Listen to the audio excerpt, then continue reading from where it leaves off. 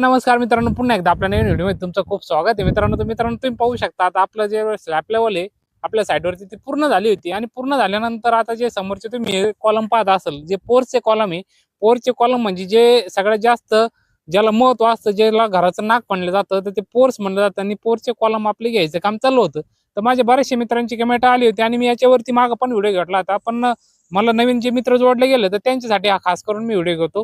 तर त्यांची इच्छा अशी होती की किरण भाऊ, ज्यावेळेस पण आपण घराचं काम करीत असतो आणि तर घराचं काम करताना आपण प्रामुख्यानं जे पोरचे कॉलम असतील ते पोरचे कॉलम आपण चौकोनी घेतले पाहिजे का गोल घेतले पाहिजे.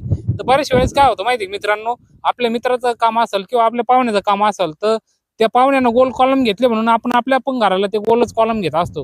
तर प्रामुख्यानं ती गोष्ट अतिशय चुकीची गोष्ट आहे. योग्य पद्धत काय ते आपल्याला राहुल मिस्त्री एकदम सोप्या भाषेत सांगतील. तर राहुल मिस्त्री नमस्कार.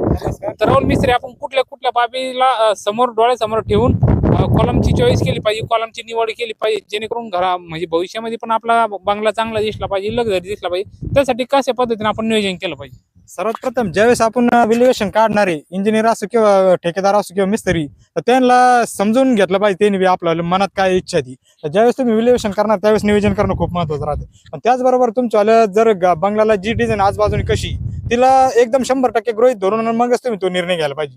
बऱ्याचशा वेळेस काय होतं, तुमच्या डिझाईन वरती वेगळं राहतं, खालती वेगळं राहतं किंवा इतर भितीला वेगळी राहते, तुम्ही वेगळीच समोरून डिझाईन घेताय, म्हणजे तो कॉम्बिनेशन होत नाही तुमचा. तो बंगला म्हणजे पाहिजे तेवढा चांगला दिसत नाही, त्याच्यामुळे कुठेतरी आपल्याला खच्चीकरण होतं. त्याच करता पूर्ण बाबी लक्षात घेतल्यानंतर जर तुम्हाला जर समजा जर बंगल्याची हौस असेल तर तुम्ही बंगल्याच्या हिशोबाने जाऊ शकतात. ज्यावेळेस हवेली किंवा महाराजा पॅटर्न मध्ये तुम्हाला जर हौस असू शकते तर तुम्ही गोल कॉलम घेऊ शकतात. म्हणजे त्याच्यात जास्त ऑप्शन नाही राहत, तुम्हाला तुरळक 1-2-4 ऑप्शन भेटणार आहे, जसे मधले गुरु किंवा बाहेरचे गुरु किंवा वरती ती हंडी, म्हणजे असे मोजके ऑप्शन भेटणार आहे गोल कॉलम साठी. त्याच्याच मुकाबल्यात जर तुम्ही चौकोनी कॉलम घेतले तर तुम्हाला लाखो म्हणजे भरपूर असे काही चॉईस भेटू शकतात. त्याच्यात वेगवेगळी डिझाईन करू शकतात तुम्ही. तुमच्या वर बी कशी समजा घराच्या वरती जी वरंडी असेल किंवा जे व्हॅल्युएशन असेल त्याला सूट होईल अशा पद्धतीनं तुम्ही खाली त्या चौकोनी कॉलमला डिझाईन बनवू शकतात.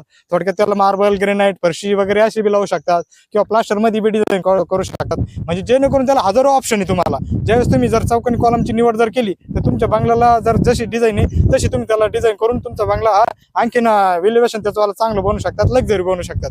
त्याचबरोबर जर तुमचं जर व्हॅल्युएशन जर समजा महाराजा पद्धतीने तर तुम्ही कॉलम घेतले बी चालतील. पण शक्यतो जर महाराजा पद्धत नाही, तुमचा जर बंगला आहे आणि आता 3D बंगला आहे किंवा इंग्लिश बंगला आहे, तर त्याला होता नाही तेवढं तुम्ही चौकोनी कॉलम घेतले पाहिजे. म्हणजे तुम्हाला ऑप्शन भेटणार आहे त्याची डिझाईन चेंजिंग करायला, त्याची डिझाईन त्याला सूट होईन अशी बसवला. अशा पद्धतीने जर नियोजन केलं तर तुमचा बंगला हा एकदम लक्झरी आणि लुक देणार राहणार आहे. भविष्यात तुम्हाला त्याची बेनिफिट भेटणार आहे, तो सुंदर दिसणार आहे. अशा पद्धतीने नियोजन करा, म्हणजे तुम्हाला कुठलीही अडचण येणार नाही. तर ठीक आहे मित्रांनो, ज्या पद्धतीने राहुल मिस्त्री आपल्या एकदम सोप्या भाषेत सांगितलं की तुमचा पॅटर्न